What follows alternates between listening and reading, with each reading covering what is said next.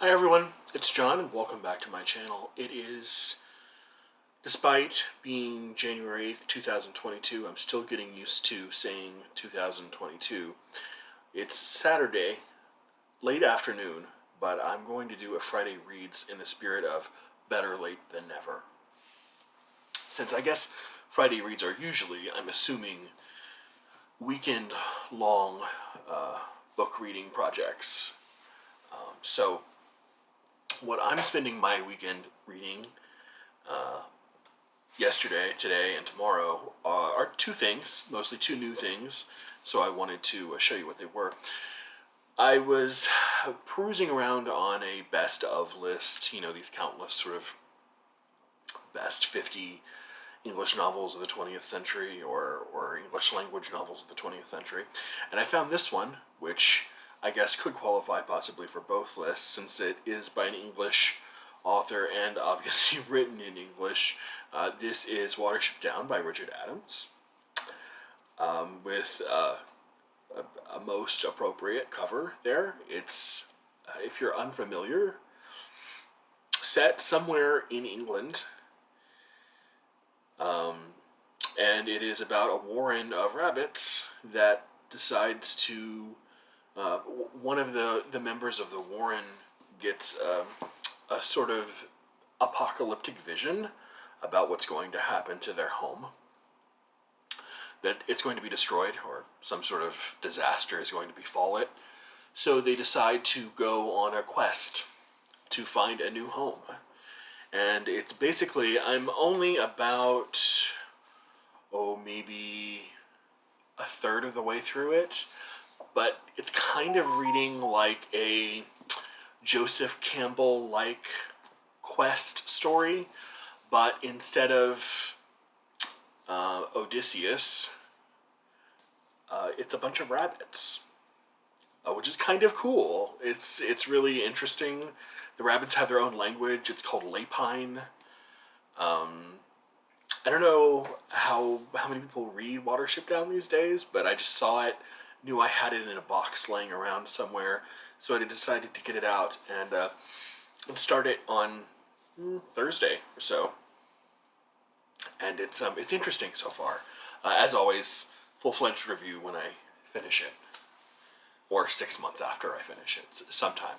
And I also like to read something heavy while I read a piece of lighter fiction. And for that, I actually thought this was going to be much more difficult to read than it is.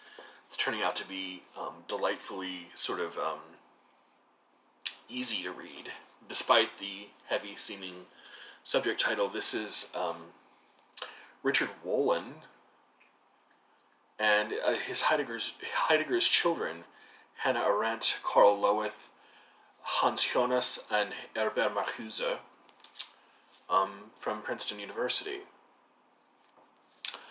And this is a book about Heidegger's deeply ambiguous, contentious, and problematic relationship with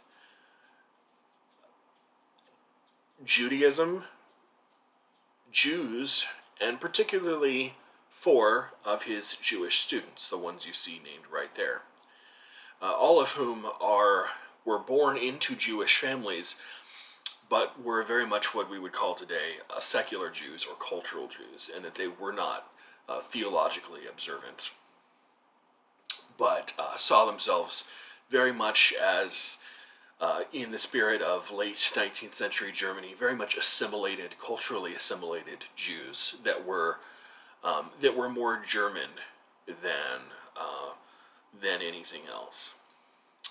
And how these 4 children, quote unquote students, really try to reconcile the idea of their teacher's very, very fraught relationship with Nazism and anti-Semitism in their own intellectual work and their personal lives. I'm only about 40 pages through it, but that is the general gist of the book thus far. The first chapter or so is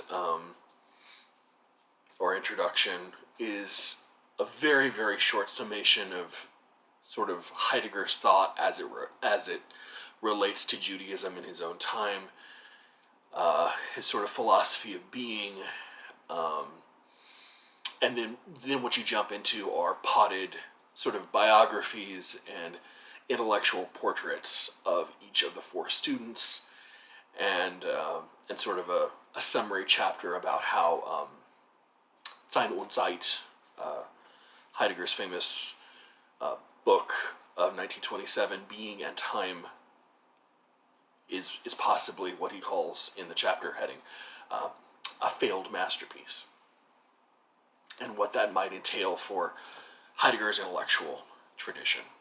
So something that I thought might be tougher to read, but is actually surprisingly well written and clear, and kind of eschews the Heideggerian obscurantism that he's so well known for, instead of falling for it. But this and Watership Down are going to keep me busy this weekend. If you are interested, please let me know what you're reading down below, and I will see you on Wednesday with another review. Thanks, everyone. Bye.